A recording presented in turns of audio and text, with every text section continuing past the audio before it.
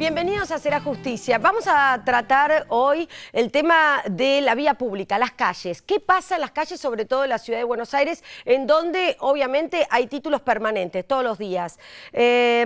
Se está preparando para el próximo viernes, el 1 de junio, una marcha federal que seguramente va a ser noticia en todos lados porque va a provocar una serie de congestionamiento de tránsito como ya estamos los porteños acostumbrados. Ahora, si yo presento así la nota, probablemente del otro lado haya mucha gente que diga otra vez una periodista del Grupo Clarín priorizando el tema de la vía pública y no la legitimidad de los derechos.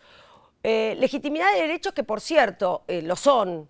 Legitimidad de derechos que hemos tratado muchísimo aquí en Será Justicia. Ahora, el tema es de qué manera el gobierno de la ciudad está viendo de combinar o dialogar o establecer un puente entre estos dos derechos que colisionan y que de alguna manera tienen de rehenes a los pasajeros del subte, con el caso de los metrodelegados, a los pasajeros en general cuando la protesta del transporte público y en general a los ciudadanos que tienen que ir a trabajar y que tienen que hacer sus cosas para entrar y salir de la ciudad o dentro de la ciudad de Buenos Aires. Esto es como una suerte de pesadilla de los porteños y probablemente mucho más es la pesadilla de la pobreza en nuestro país, de la desocupación, de la gente que no tiene para comer. La marcha del viernes que viene es por el pan y el trabajo, esto lo quiero decir, pero bueno, lo importante es ver de qué manera se pueden garantizar todos los derechos con una suerte de negociación. Esto por un lado. Y por otro lado también quiero destacar, y hoy vamos, por suerte, hemos tenido la oportunidad de dar con el juez que resolvió este caso, la situación de la vía pública, pero en las picadas, que no tiene nada que ver con las protestas. Ustedes han visto un video en los últimos días de un auto haciendo trompos en Palermo. La justicia está investigando este caso, pero en el día de ayer se dio una situación muy importante en el ámbito de la Ciudad de Buenos Aires porque el Banco Ciudad subastó 2 camionetas de conductores que cometieron delitos, corrieron picadas y un juez en su resolución judicial, Pablo Cruz Casas, juez titular número 10 en lo penal, contravencional y de falta de la Ciudad de Buenos Aires, justamente en su fallo les ordena, por un lado, hacer una suerte de pena haciendo una campaña durante un mes en contra de las picadas. Ahora nos los va a explicar. Pero por otro lado mandó a subastar los 2 autos. ¿Qué consiste este fallo? Que para mí marca un antes y un después. Enseguida nos lo va a contar. Primero que nada vamos a saludar al jefe de gobierno de la Ciudad de Buenos Aires, Felipe Miguel. Jefe de gabinete, perdón, me equivoqué. Jefe de gabinete, ¿qué tal? Gracias por venir, ¿Cómo estás, Lorena? Bien, gracias por venir. Bueno, usted fue un poco la cara visible de la otra, digamos, la respuesta a los metrodelegados, que estaban convirtiendo en un caos el tema del transporte en la Ciudad de Buenos Aires. Los metrodelegados, por un lado, el tema de subterráneos que no funcionaba y por otro lado el tema de las marchas, ¿no? Que ustedes también están muy atentos a ver de qué manera pueden lidiar con esto, ¿no? Porque tienen diálogo. Bueno, existe un diálogo que no tiene que ver con el diálogo o la negociación que ellos están exigiendo, que es negociar las paritarias. No, eso tiene que ser con Metrovías y ya hay un fallo de la Corte Suprema de Justicia que dijo que no reconoce como legal a los metrodelegados, porque dice que lo tienen que hacer a través de la UTA. Así es. Acá, como nosotros expresamos, el corte en el caso del subte y en general el corte en el transporte público no es un corte contra el gobierno, son cortes contra la gente que todos los días tiene que viajar, tiene que llegar al trabajo, llevar a sus hijos a la escuela, ir al médico, y producto de este tipo de acciones y en estos casos violentas no puede. Y no hay derecho a que la gente que tiene que movilizarse en la ciudad se vea afectada de esta manera. Ahora, ¿cómo hacen ustedes para aquellos que le dicen, ustedes porque no son sensibles ante la pobreza del trabajo, para ustedes como funcionario de gobierno de la ciudad, en este caso usted como jefe de gabinete, para decir, no, a nosotros también nos interesa la pobreza, nos interesa el trabajo, pero también nos interesa la gente que tiene que ir a trabajar? Pero por supuesto que nos interesa la pobreza, nos interesa el trabajo. Trabajamos para que haya trabajo, trabajamos para reducir la pobreza, trabajamos para mejorar las condiciones de vida en general. Esa es nuestra función como empleados de gobierno y como funcionarios, en este caso del gobierno de la ciudad. Pero eso no tiene nada que ver con la situación puntual y concreta que se estaba discutiendo. Acá los metrodelegados pretenden una cosa que no pueden hacer. Y todas estas defensas de las que estamos hablando tienen que ser hechas dentro del marco de la ley. Ahora, pareciera como un tema Pareciera como una discusión que no termina entre la ciudad, Metrovías y los metrodelegados. Parecía como algo, los metrodelegados como que no bajan los brazos y de alguna manera no sé si se puede hacer algo. ¿Qué es lo que se puede hacer? ¿Ustedes han pensado en alguna denuncia penal? Nosotros vamos a hacer todo lo que esté a nuestro alcance para garantizar la normal prestación del servicio de subte, para que la gente pueda viajar en este transporte público que está a su disposición y que, producto de algunas personas que creen que la forma de reclamar por algún derecho es con metodologías ilegales. Y esto quiero dejarlo bien en claro. Ellos recurrieron a la justicia, claro, para reclamar por este rol de negociar en las paritarias. Sí. Recorrieron las diferentes instancias. Primera instancia, segunda, apelaron, segunda instancia, bueno, hasta llegar a la Corte. Nada más ni nada menos que la Corte Suprema de Justicia de la Nación les falló en contra y les dijo que no pueden negociar paritarias. Y nosotros entonces tampoco podemos negociarlas con ellos. No, claro, no, eso no, además, no le corresponde al gobierno de la ciudad. Además, Lorena, en este caso están negociadas las paritarias. Hay un acuerdo ya celebrado con la organización gremial que corresponde, que es la UTA en este caso, y que se acordó. Y es un acuerdo paritario que tiene una pauta inflacionaria muy similar al resto de los acuerdos paritarios de otros sectores, que rondan el 15%, en este caso del 15,2%, pero fundamentalmente tiene una cláusula de revisión. Sí, claro. Para el caso de que la inflación supere esa pauta inflacionaria, las partes se puedan volver a juntar, volver a dialogar, volver a negociar y eventualmente encontrar un nuevo acuerdo. Claro. Ahora, ¿hay algún marco de legalidad en donde los metrodelegados puedan discutir con ustedes, puedan reclamar por el derecho que ellos creen tener, más allá de que la Corte les dijo que no sé si irán a organismos internacionales, no sé cómo ellos van a conseguir la legitimidad que pretenden? No digo que esté bien o que esté mal, lo que digo es cosa juzgada. La Corte ya dijo, señores, váyanse a la UTA, no sé cómo seguirán, no sé quién es su abogado tampoco, que por supuesto está invitado y que le podemos dar su derecho a réplica. Ahora, es la Corte la que dijo, no le estamos diciendo ni el jefe de gabinete ni yo, que puedo coincidir o no con lo que diga el jefe de gabinete de la ciudad. Ahora, dentro de este reclamo que ellos hicieron, que es una protesta que puede tener su legalidad, una protesta, lo que hubo fue toma de vagones, impedimento de que circularan esos vagones y también se tiraron a las vías. Por supuesto. En primer lugar, este corte es ilegal, por lo que dijimos antes. Sí, porque no pueden negociar paritarias, que el reclamo que vos decís, que podría haber reclamos legales. No sé si el corte es ilegal, lo que es ilegal es el reclamo, lo que están haciendo. El corte es ilegal porque es un corte que se basa en un reclamo que la Corte Suprema le dijo que no pueden hacer. Por lo tanto, es un corte que es ilegal. No, la Corte le dijo que no pueden, no le dijo que no pueden hacer un corte. No pueden negociar paritarias. Están reclamando por eso. Bueno, pero hay un fallo firme. En el país se puede negociar. Esto le quiero hacer una pregunta, porque ustedes lo saben. ¿Yo puedo reclamar por cualquier cosa en la ciudad? O sea, si yo les notifico a ustedes, digo, bueno, miren, el pasado mañana voy al Congreso para reclamar por la vuelta de los chupetines, no sé cuánto. Lo que sea. En general somos muy respetuosos de los derechos a manifestarse, a expresarse libremente. También la ciudadanía no ha presentado, no tenemos estas situaciones de solicitudes de ese nivel de irrazonabilidad. Pero en este caso... En este caso lo que ocurre es que lo de metrodelegados sería irrazonable. Las dos cosas. Es ilegal porque no pueden negociar paritarias, y lo dijo la Corte Suprema. Además es irrazonable o injustificado porque ya hay una paritaria acordada. Y encima de que está acordada, ni siquiera se superó la pauta inflacionaria, por la cual tendría en todo caso sentido decir, mire, usted acordó por 15, ya estamos en 17. Ni siquiera. Con lo cual es absolutamente injustificado. No se entienden estos cortes, que además, como dije, son ilegales. Bueno, no sé, para mí no son ilegales, porque digo, ellos pueden reclamar, pero, Pero además la metodología. No, claro. Uno puede hacer huelga. Sí. Podrían hacer huelga. No, hacer huelga significa no ir a trabajar. Yo creo que la ilegalidad está en la toma de los vagones, que eso no estaba previsto, y el tema de las vías. Arrojarse a las vías. Claro. Digo, es ilegal arrojarse a las vías, es ilegal tomar las formaciones para impedir la prestación de un servicio público de transporte, es ilegal impedir que otros trabajadores, otros empleados del subte que quieren trabajar, lo puedan hacer. ¿Hicieron la denuncia penal ustedes? Sí, por supuesto. Y sí, hay, sabemos acá hubo un conjunto de sanciones. A ver. Las primeras sanciones que se aplicaron tienen que ver con las horas no trabajadas. Y en ese sentido se descuenta de los salarios. Las horas no trabajadas no se pagan. En segundo lugar, las suspensiones que se aplicaron. Se aplicaron suspensiones por las diferentes infracciones que se cometieron. Exacto. Pero además se hicieron las denuncias penales por los delitos, por los ilícitos cometidos en este tipo de manifestaciones.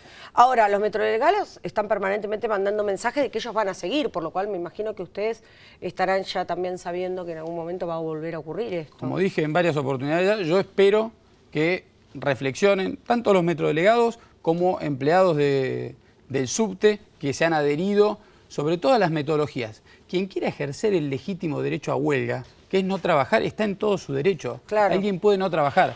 Lo que no se puede hacer es impedir que otros lo hagan. Es cometer delitos. Tenemos que acostumbrarnos en la Argentina a respetar la ley, a cumplirla y también a respetar las decisiones judiciales.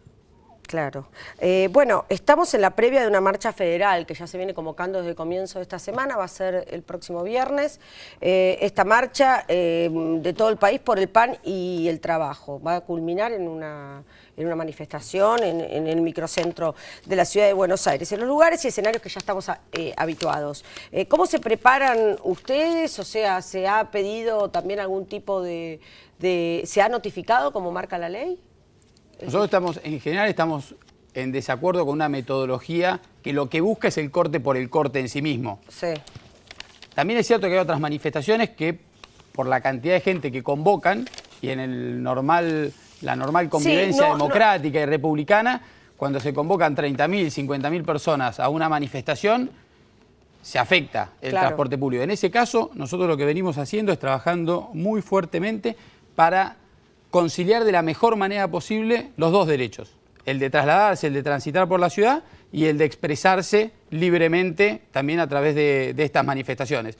Y lo venimos haciendo trabajando para ordenar esa manifestación cuando van hacia un lugar, por ejemplo, durante todo ese trayecto, con cordón policial que permita siempre que haya algunos carriles liberados, manteniendo, por ejemplo, en las manifestaciones que se producen en la 9 de julio o en las inmediaciones, siempre el Metrobús liberado, y siendo cada vez más firmes con aquellos manifestantes violentos, porque no hay por qué tolerar la violencia tampoco, y esto lo hemos demostrado en casos donde hay encapuchados, donde van con palos, donde llevan bolsas con piedras. Hace un par de semanas se dio una marcha muy masiva del Polo Obrero, ya no me acuerdo cuál era el motivo, creo que era contra el Fondo Monetario Internacional, pero no la convocada por los actores, una marcha previa, en donde ellos se fueron, hubo como una fila de manifestantes que fueron corriendo a la autopista, mamás con cochecitos, se subió a la autopista.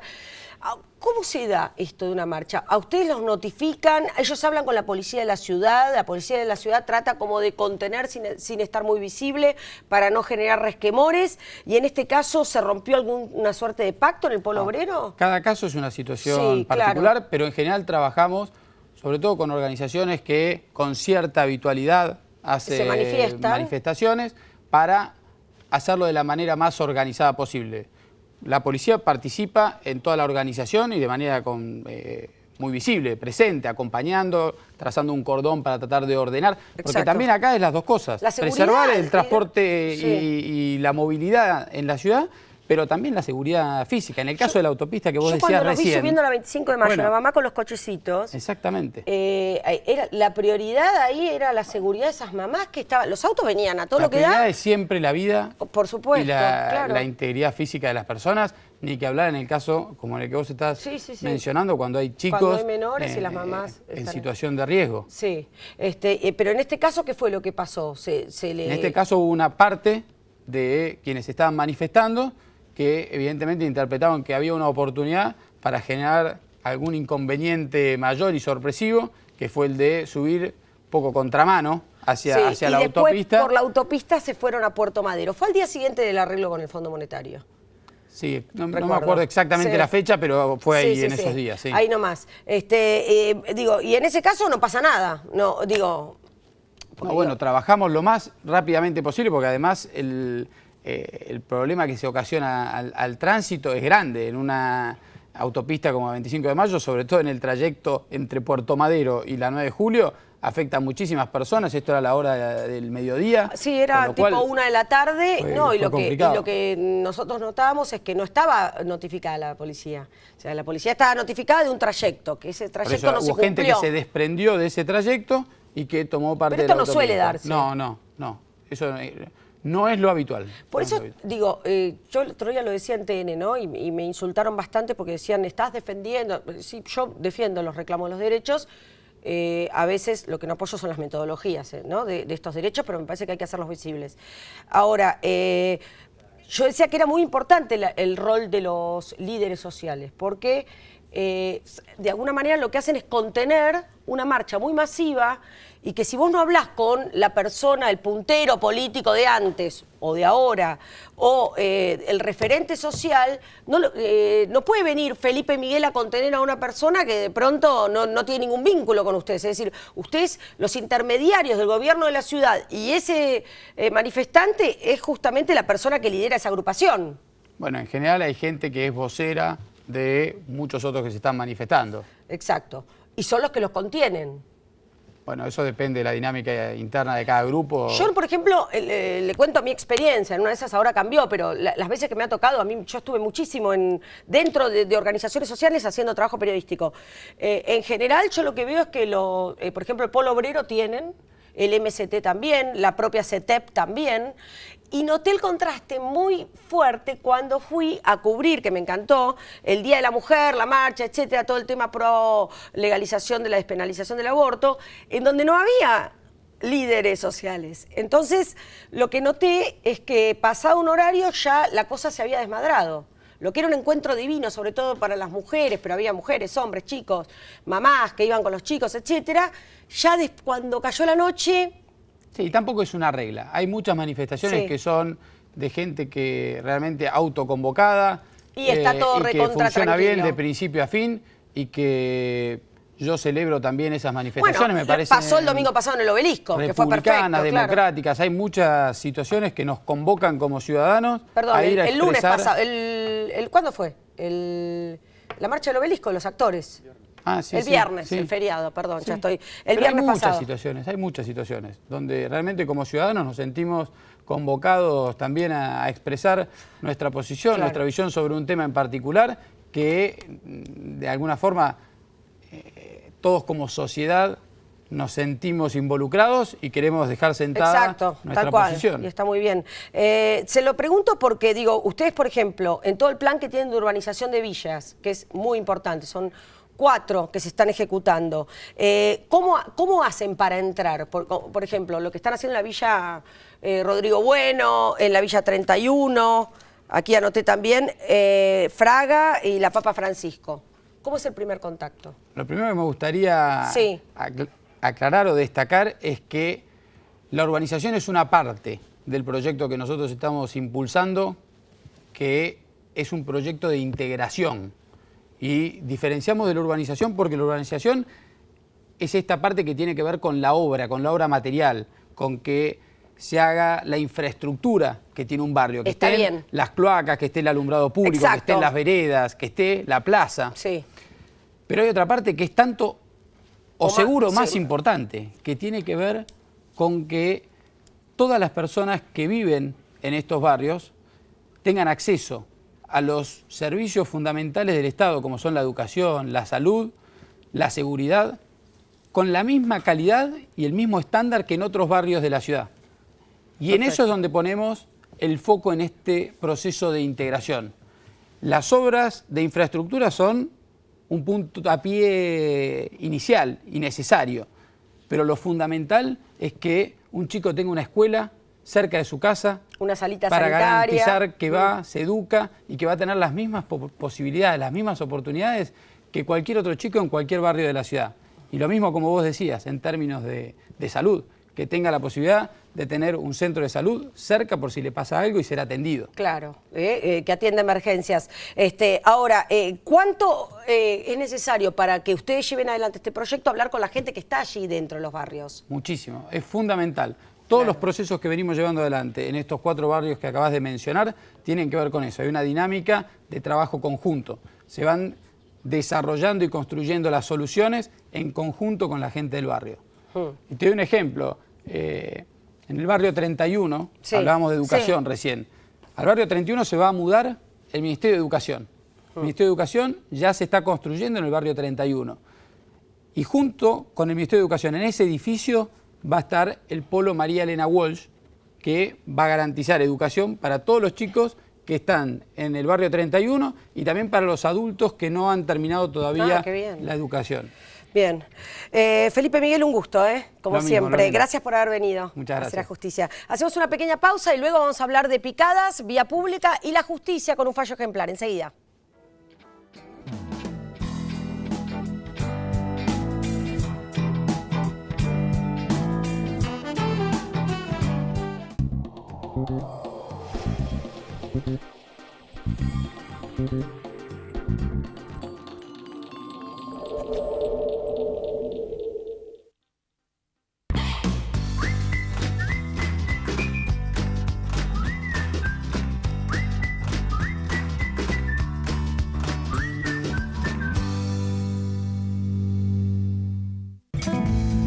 Un banco presente junto a todos los argentinos. Banco Nación.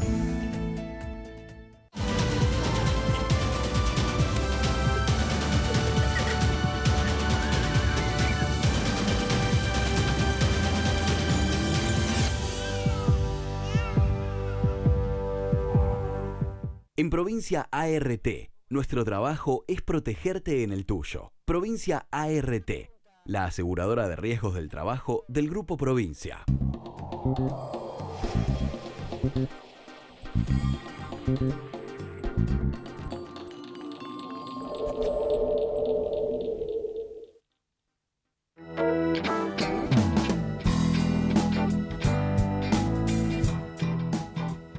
Bueno, y saludamos también al doctor Pablo Cruz Casas, titular de juzgado número 10 en lo penal, contravencional y de faltas de la ciudad de Buenos Aires. Gracias, doctor, por haber venido.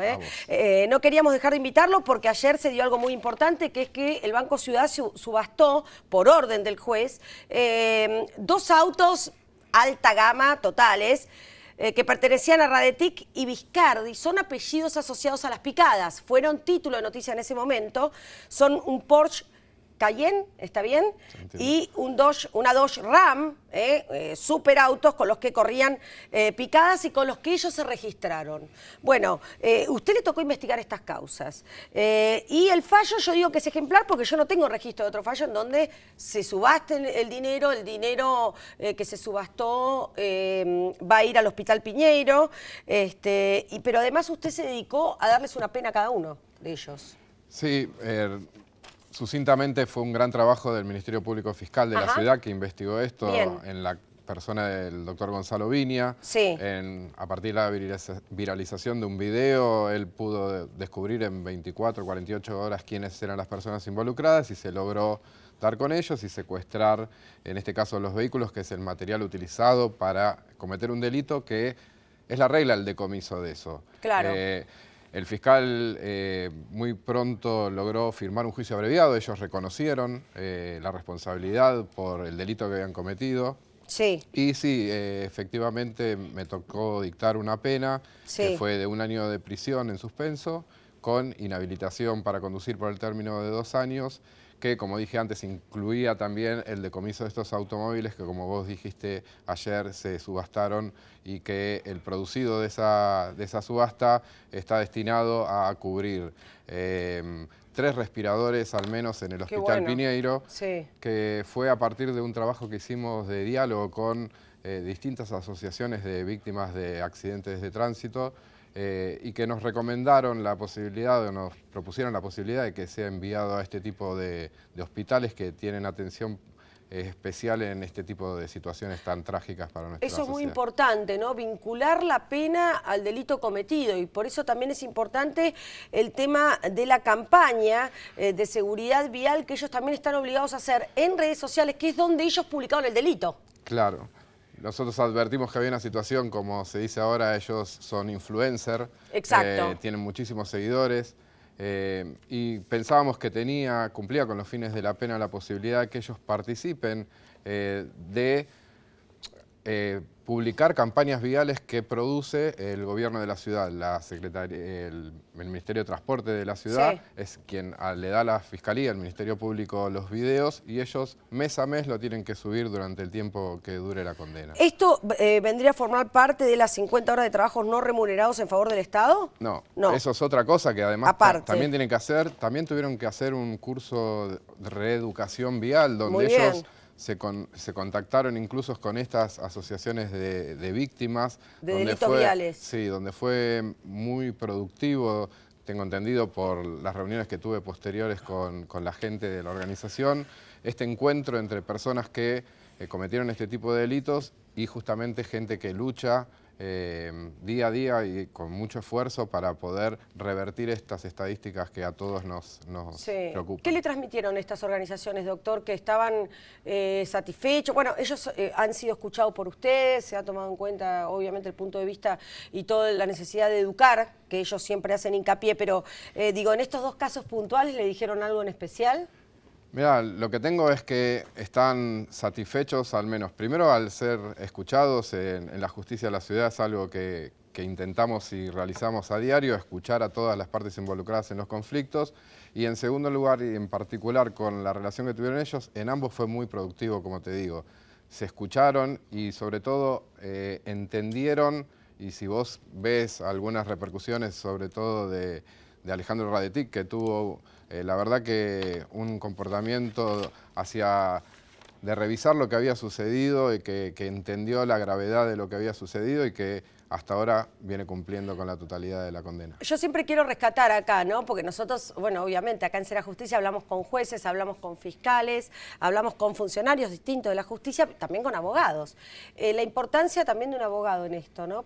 De qué manera asesora a su defendido. Porque ni bien ocurrió las primeras horas el hecho de Radetic, el abogado que tenía primero negaba todo y estaba prófugo. Luego se ve que cambió de abogado. Y el abogado le dijo, mira, esto, o sea, le puso como los puntos en las CIES, lo hizo como, no sé si tomar conciencia, pero le dijo, mira, esta es la manera que vos tenés que afrontar esto, ¿no? Como que tomó conciencia. Yo viví el proceso porque la primera discusión que tuvo el abogado fue justamente con los medios de comunicación, el primer abogado. No fue el caso de Radetic, fue el caso de Viscardi. Ah, de Viscardi. Sí, Radetic fue hallado en su domicilio el día que se allanó. Viscardi estaba prófugo. Viscardi fue el que quedó prófugo y que sí, la verdad es que igual a mí no me compete elegir las estrategias de la defensa. No, pero sí, bueno, pero no es lo mismo alguien que le dice escuchar al juez a alguien que le diga viola todas las normas. Sí, en este caso, otra vez, en la ciudad la investigación la llevaba el fiscal y sí, hubo contacto permanente entre el abogado y el fiscal y bueno... se llegó al juicio abreviado. Doctor, muchas gracias por haber venido. Al contrario, gracias por haber dispuesto que lo recaudado se pueda donar a un hospital público y no que queden ahí los autos tirados como estamos acostumbrados, luego de un decomiso.